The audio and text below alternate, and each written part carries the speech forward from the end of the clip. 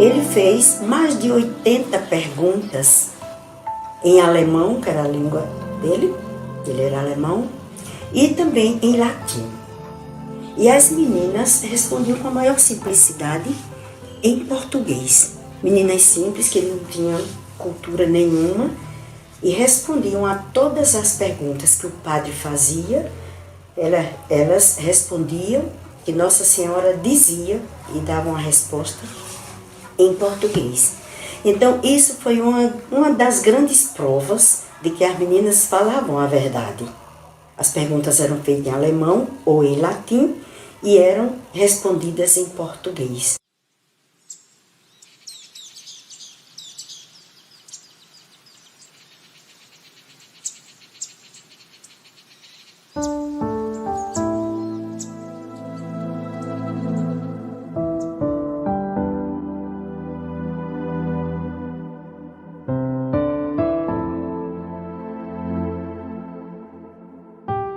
Raras são as ocasiões em que sinais e milagres são mantidos em segredo, especialmente quando se trata de aparições de Maria sob diversos títulos ao redor do mundo. E qual a probabilidade de Nossa Senhora levar sua mensagem para o Brasil em uma vila remota no interior de Pernambuco, numa época em que tantos perigos internos e externos circulavam pelo país?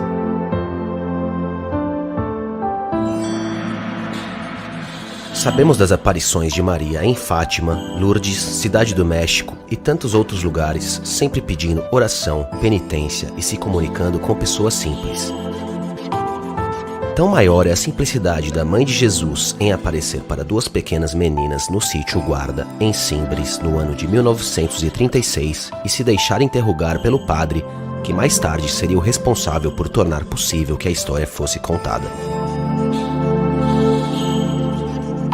Numa época em que o mundo sofria ameaças com o comunismo, em que guerras estouravam e em que o controverso Lampião andava com seus cangaceiros pelos sertões de Pernambuco, podendo ser perigoso a quem aparecesse em seu caminho, a mensagem de Maria era muito simples: rezar e fazer penitência para assim evitar que grandes males afetassem nosso país.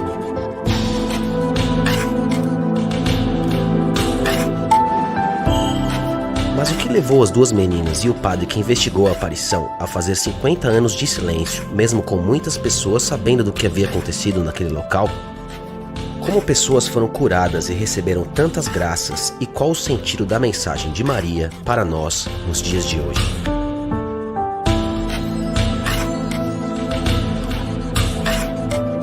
Quando criança, Maria da Luz, que mais tarde ficaria conhecida por Irmã Adélia, já era muito amiga de Maria da Conceição, cuja família não tinha uma boa condição financeira e passava por sérias dificuldades. Assim, foi convidada por Maria da Luz a morar em sua casa por um período, já que as condições de sua família eram melhores. Ana Lígia, autora do livro O Diário do Silêncio, que deu origem a este documentário, estudou o assunto por mais de 3 anos e revela detalhes sobre as duas confidentes e as aparições de Nossa Senhora. Eles tiveram uma identificação espiritual muito grande, as duas brincavam juntas, rezavam juntas, iam para a missa juntas, tinham aproximadamente a mesma idade. Maria da Conceição 2 anos só mais velha do que a Irmã Adélia, então a Irmã Adélia tinha 13 anos e Maria da Conceição tinha entre 14 e 15 anos. A vila de Simbres, onde a família de Maria da Luz residia em um pequeno sítio, tem uma história interessante com a fé católica. A vila surge em 1659 ou início de 1660, com a fundação de uma missão da Congregação do Oratório pelo padre João Duarte do Sacramento. Em 1762, documentos já citam que naquela vila há uma igreja dedicada a Nossa Senhora das Montanhas. O título vem do fato dos indígenas terem encontrado uma imagem de Nossa Senhora em cima de um tronco de árvore. Por 3 vezes, os oratorianos levaram a imagem embora, e por 3 vezes a imagem voltou a aparecer em cima do mesmo tronco. Então os oratorianos resolvem construir ali uma igreja e em cima do tronco o altar. A imagem foi chamada Nossa Senhora das Montanhas por ter aparecido no alto dessa montanha.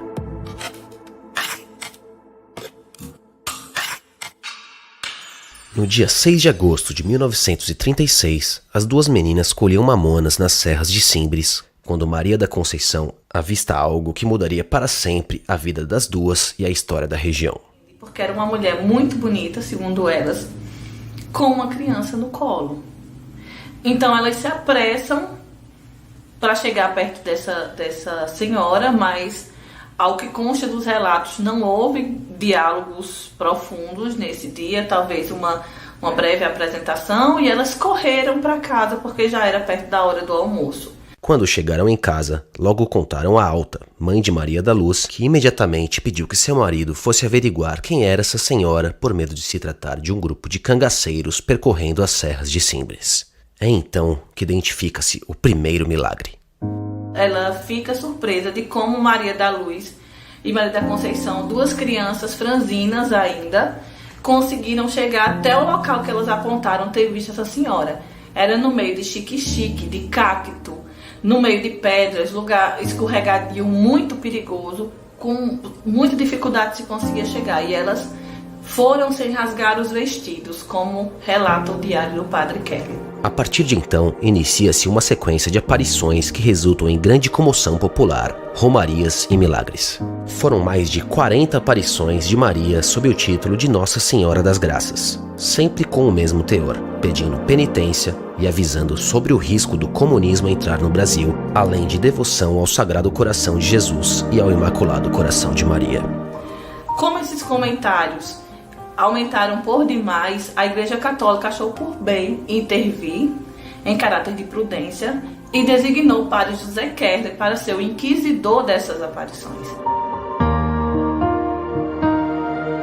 Joseph Kerley nasceu em 19 de maio de 1881 em Rheinstetten, na Alemanha. Se formou em medicina pela Universidade de Munique antes de aceitar o chamado de beneditinos alemães a vir para o Brasil, onde foi diretor da primeira escola de veterinária na Universidade Rural de Pernambuco. Mais tarde, sua família viria ao Brasil por conta da segunda hiperinflação alemã e para fugir da guerra, impedindo que seus filhos em idade militar fossem convocados. Nessa época, Joseph Kerley já havia se tornado padre, atuando na região de Vila Bela como vigário. Seu sobrinho Luiz Kerley, que conheceu o tio já no Brasil, conta sobre sua experiência com uma das principais figuras dessa história. Era uma pessoa extremamente espontânea, muito alegre, estava sempre muito alegre, parecia uma fonte de energia que ninguém sabia que ia acabar nunca, porque estava sempre muito exuberante, isso nunca era muito circunspecto, a não ser nas horinhas, que não era muito, geralmente umas 2 horas por dia, que ele gastava na escrivaninha, e aí ele tinha uma máquina, aquelas máquinazinhas Hamilton pequenininha, que ele estava sempre escrevendo a correspondência dele, os fatos do dia a dia da paróquia, mas a maioria do dia estava se movimentando. Acabava o café,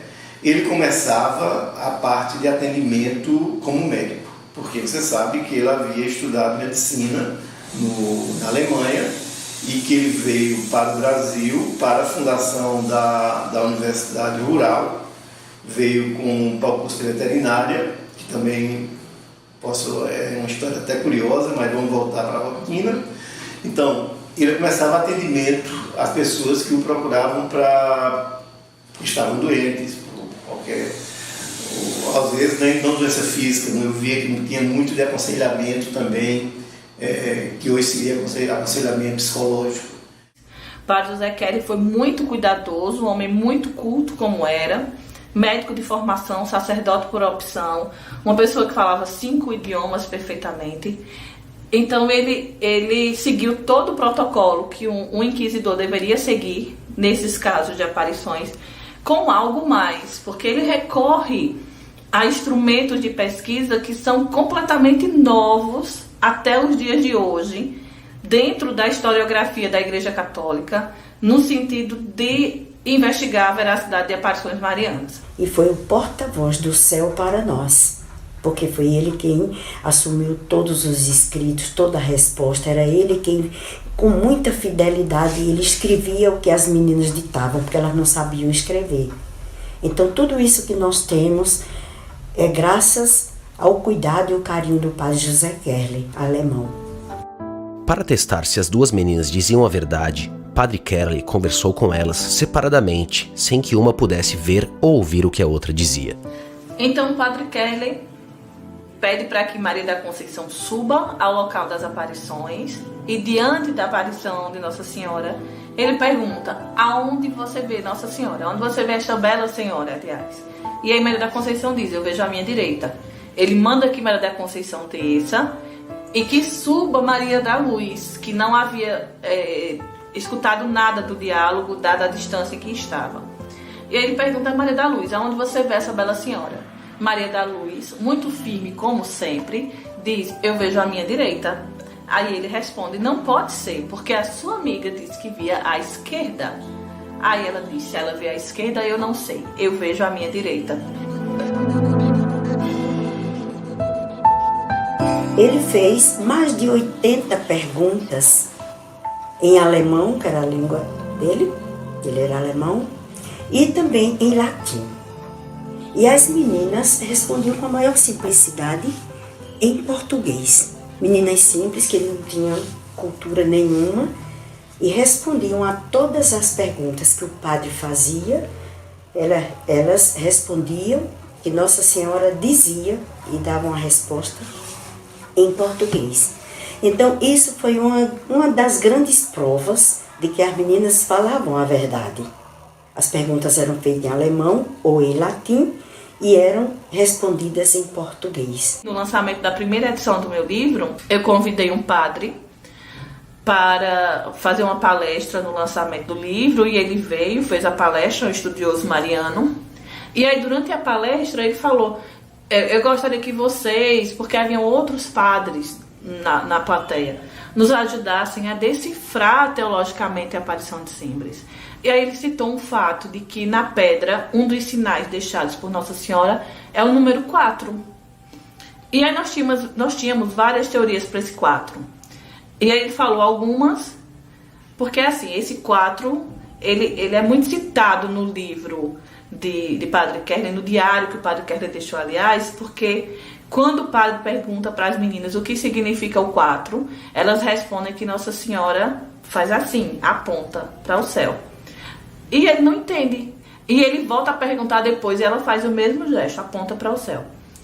Então, quando o padre, no lançamento do meu livro, fala sobre esse enigma, tinha um amigo meu judeu que estava do meu lado e ele diz assim, eu sei o que é o 4. Aí eu disse, o que é o 4? Ele disse, o 4 é o nome de Deus. O nome de Deus é formado por 4 letras, não só aqui no nosso idioma português, mas principalmente no hebraico, que é o tetragrama. E depois, quando eu falei isso para o padre que estava dando a palestra, o padre pulou da cadeira, isso é lindo, isso é lindo, isso é lindo. Agora parece muito óbvio, né? Porque tinha o 4 na pedra e o padre Kerley perguntava às meninas o que significa o 4, as meninas olhavam, a Nossa Senhora fazia. E agora a gente sabe que o 4 significava o tetragrama. Mas é óbvio que a gente descobriu o que é. Antes da gente descobrir, não era. E assim, há muitas coisas dentro das 80 perguntas, os 80 questionamentos que o padre Kerley faz e que ainda não foram descobertas. Após testemunhar algumas aparições através das duas meninas, investigar e relatar seus documentos, Padre Kerley tinha provas suficientes de que eram aparições legítimas. Ele fez de tudo para proteger as duas confidentes. Maria da Luz quis ser freira, ele ajudou. Tudo indica que Maria da Conceição ou não quis ser, ou quis ser tardiamente. E aí ele já tinha as posses comprometidas com este compromisso com Maria da Luz. E aí Maria da Luz foi para a Congregação das Damas Cristãs, e é onde ela termina a vida na Congregação das Damas Cristãs. Padre Kerley tornou-se diretor espiritual de Maria da Luz quando ela o pediu por meio de uma carta que a aconselhasse sobre o que fazer após um padre da região a acusar de mentir sobre as aparições. Nessa carta, Maria da Luz relata a Padre Kerley que, ao se confessar com o padre Saturnino da diocese de Pesqueira, o mesmo a chamou de mentirosa, dizendo que ela não falasse que viu Nossa Senhora. Padre Kerley, eu me confessei com o padre Saturnino e ele me chamou de mentirosa e disse que não dissesse que tinha visto. Eu disse que dizia porque eu tinha visto. Ele quis se zangar, mas eu morro por Nossa Senhora. Eu quero que o senhor mande dizer alguma coisa. Desde então, Padre Kerley trocou com ela diversas cartas e bilhetes relacionadas às aparições de Nossa Senhora e à sua vida religiosa. Em uma das cartas ela diz ao Padre Kerley que Nossa Senhora disse que em algum tempo ia ser despertada nela à vocação. E ele respeita esse tempo. Não tem nenhuma correspondência do Padre Kelly que provoque, que incentive ou que cobre. Agora, quando ela diz, eu quero ir ao convento, eu quero ser freira, aí ele mexe com o mundo, ele pede ajuda a pessoas, ele recorre a congregações como as Filhas de Maria, para conseguir levá-la ao convento. É importante ressaltar o cuidado que Padre Joseph Kelly teve de guardar todos os registros, desde seu primeiro contato com a aparição até a última carta que trocou com a irmã Adélia. Isso permitiu que todo o trabalho de pesquisa e apresentação fosse realizado, impedindo que tais registros caíssem no esquecimento e revelando uma história rica em detalhes em que Nossa Senhora se permite ser interrogada, transmitindo mensagens em aparições sem precedentes no Brasil. Essa documentação ficou muito bem guardada pelas damas da Congregação das Damas Cristãs, e elas foram muito generosas a ceder essa documentação para a minha pesquisa. E dentro dessa documentação havia o diário da irmã Adélia, havia o diário do Padre Kelly, havia o diário do Frei Estevão, que era um franciscano e que ajudou muito o Padre Kelly no entendimento mariano e teológico de todos esses fatos. Então, porque eu fundamentei em cima desses diários, é que eu chamei o livro de O Diário do Silêncio. Porque eles passaram 50 anos em silêncio, tanto o Padre Kelly, o Frei Estevão, irmã Adélia, e depois descobrimos que também Maria da Conceição. Frei Estevão Röttiger nasceu na Alemanha em 5 de janeiro de 1877 e ordenou-se em novembro de 1906.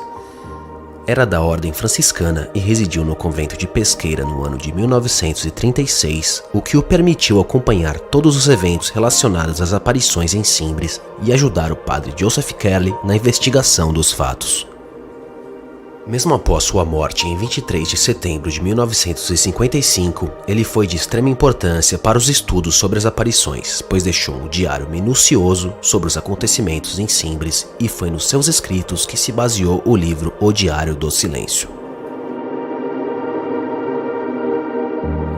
Eu não cheguei a conhecer Maria da Conceição, mas a irmã dela, Dona Júlia, me disse que quando Maria da Conceição, a partir de determinado momento da vida, ia falar da história de Simbres, dizia que não podia porque dava um aperto no coração. Ela não sabia que a irmã Adélia estava fazendo os 50 anos de silêncio. Ela não sabia que o Padre Kelly estava, nem que o Frei Estevão estava. E eles fizeram esse silêncio para que pudessem seguir a vida religiosa deles. Foi necessário que fizessem esses 50 anos de silêncio para garantir que irmã Adélia tivesse uma vida religiosa tranquila, evitar que as pessoas a considerassem como uma futura santa e exageros em questões de devoção com sua pessoa. Surgiu até um certo comentário que ela era proibida de contar, de relatar, de falar do assunto, mas a congregação, nossa congregação nunca a proibiu. E particularmente ela me dizia, jamais, não. Agora, houve um fato que nem todo mundo conhece, é que ela pediu ao seu diretor espiritual que a proibisse de falar. Porque como ela era muito obediente, ela tendo uma ordem externa, para ela era mais fácil. Então ela pediu, aí se confessou, que a proibisse de falar. Então ela se sentiu muito mais segura. Quando as pessoas perguntavam, ela dava sinal de que não tocava nesse assunto. Ela não se sentia superior por ter visto Nossa Senhora. Pelo contrário, ela achava que por ela ter visto Nossa Senhora, ela precisava ser a mais humilde das pessoas. Inclusive, quando rompe-se esse silêncio, é quando ela foi diagnosticada com câncer em estado terminal. O médico deu a ela 3 meses de expectativa de vida. E aí ela pede para vir se despedir aqui em Simbres.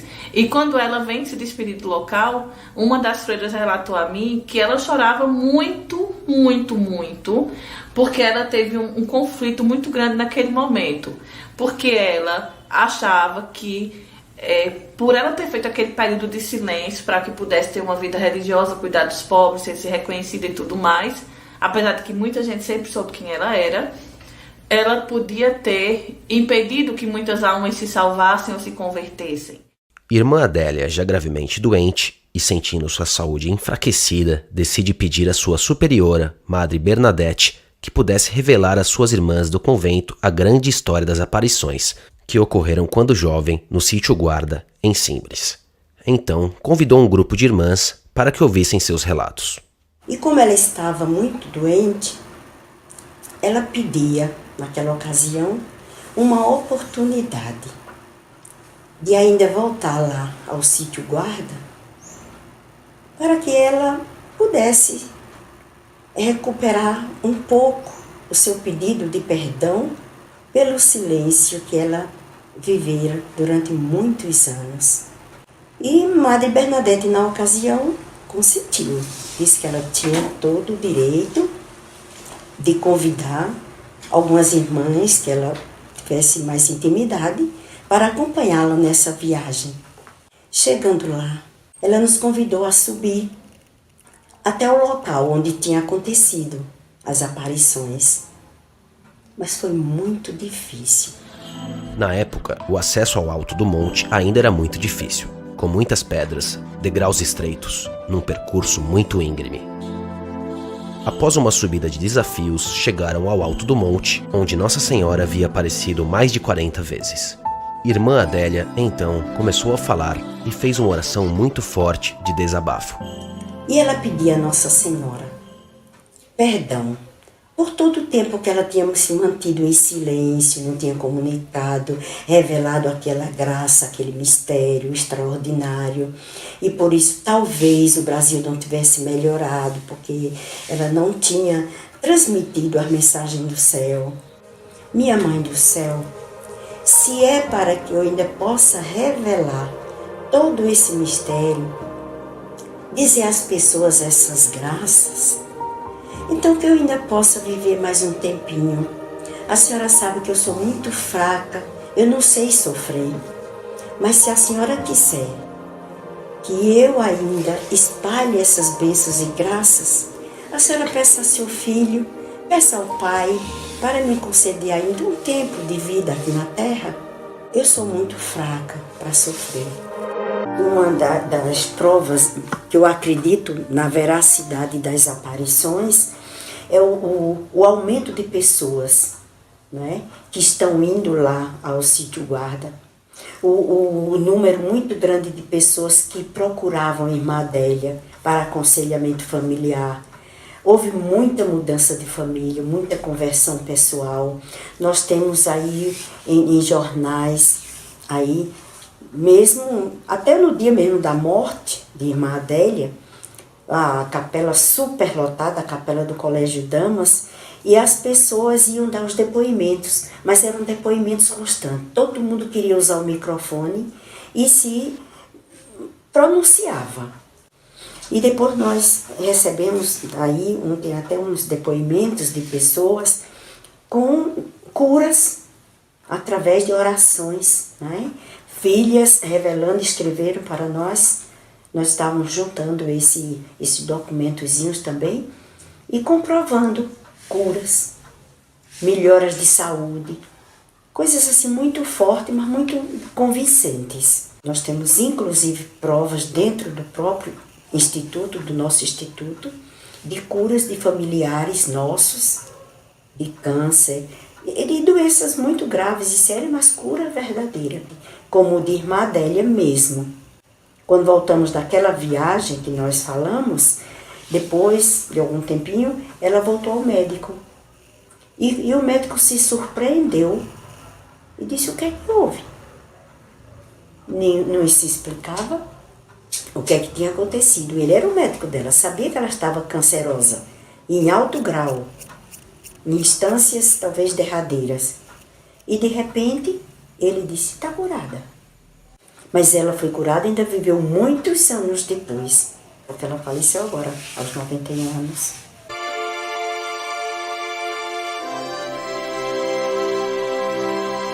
Algumas pessoas realmente, no momento de uma oração forte com ela, com a Irmã Adélia, sentiram realmente. Mas isso são coisas assim muito pequenas que muita gente não acredita, então nós silenciamos. Não é? Nós ficamos um pouco mais presas às curas, às conversões, a mudanças de vida, não é? Sobretudo porque a Irmã Adélia era uma pessoa muito, muito calada, muito humilde. Ela nunca se vangloriou dessa graça extraordinária que ela teve. Pelo contrário, ela fugia das ocasiões de se revelar. Só quando ia muita insistência, é que ela abria o jogo e dizia alguma coisinha. Mas era uma pessoa assim de virtudes muito bonitas, obediência, de uma caridade no meio dos pobres incrível. Ela trabalhou muito com os pobres. Era assim uma pessoa que se preocupava muito com o mundo, pedia-se para rezar, para atender os pedidos de Nossa Senhora e para rezar para a paz do mundo, para que não viesse o comunismo para o Brasil. Também pedia-se para se rezar para os pobres, para a conversão dos pobres, para que atendesse ao pedido de Nossa Senhora. É um processo de cura, é um processo de salvação de pessoas de drogas. Isso aí houve muito através das orações dela, né? E no dia do enterro, o nosso bispo, nosso arcebispo, Dom Fernando Saburito, ele dizia: nós não podemos calar diante de uma coisa dessa que estamos vendo. Então nós precisamos juntar provas também para nós lançarmos isso para frente. É coisa de igreja já, né? A igreja não pode ainda se pronunciar, porque como mãe ela é muito cautelosa. Ela primeiro aguarda, estuda, vê, né? Para depois se pronunciar. Mas o que eu sei é que essas aparições, esse fato chamado Irmã Adélia, já é um caso chegado até Roma, né? O Vaticano tem conhecimento disso, agora se mantém cauteloso e tem razão. A gente não pode adiantar. Agora, as pessoas é que não se calam diante de coisas grandes, não é? São coisas misteriosas, a gente não explica, porque são coisas do céu, são coisas sobrenaturais, mas não há como negar.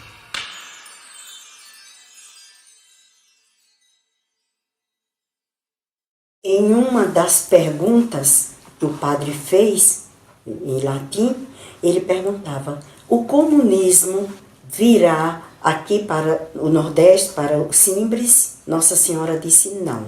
Ele perguntou novamente: virá para o Brasil? Ela disse sim, se não rezarem e não fizerem penitência. Aí agora a gente já vê um pouco essa realidade, não é? Está aí, estamos ameaçados de uma mudança trágica de um sistema de governo. E a gente vê como é que o Brasil está encarando uma vida de oração, uma vida familiar correta. As leis que estão sendo realmente totalmente aprovadas agora, contra a família, a favor do aborto. Então a gente não pode esperar outras coisas, né? Cortou a oração, tirou a vida familiar, essa vida de honestidade, de formação nas crianças. Então a gente não pode esperar outra coisa senão o cumprimento da palavra de Nossa Senhora. E que Deus nos permita que isso não chegue até nós.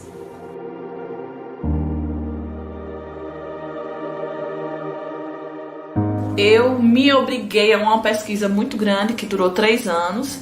Graças a Deus eu tive a bênção de começar a pesquisa para o livro com a Irmã Adélia em vida. Eu ainda tive contato com ela cerca de 2 a 3 anos. Ela tinha conhecimento do trabalho, ela conversava comigo, ela permitiu que o trabalho fosse feito, porque eu nunca teria lançado o livro se ela não tivesse permitido. Então isso para mim foi assim um incentivo muito grande. Ela permitiu, ela quis que esse livro existisse, apesar de que ela me disse que não veria o livro, e realmente ela não viu, porque o livro foi lançado cerca de 3 meses após o falecimento de Irmã Adélia.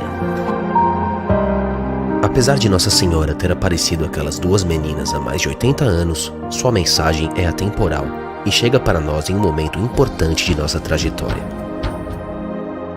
Em suas aparições, ela dizia que o Brasil poderia enfrentar um banho de sangue caso não orasse, fizesse penitência e tivesse devoção ao Sagrado Coração de Jesus e ao Imaculado Coração de Maria. No momento de nossa história em que o número de homicídios no Brasil é maior do que o de 150 países somados em todos os continentes, segundo dados da ONU, temos uma confirmação desse alerta de Nossa Senhora e a lembrança de que a oração, devoção e penitência são os melhores caminhos para trazer paz ao nosso país. Por isso, espalhar a mensagem sobre as aparições em Simbres é tão importante. Primeiro, para que as mensagens de Simbres sejam propagadas. E segundo, para que estudiosos se interessem pelo assunto e tragam a sua colaboração. Ave Maria, cheia de graça, o Senhor, bendita sois vós entre as mulheres, bendito é o fruto do vosso ventre, Jesus. Santa Maria, Mãe de Deus, rogai por nós, pecadores, agora e na hora de nossa morte. Amém. Glória ao Pai, ao Filho e ao Espírito Santo. No princípio, agora e sempre. Amém.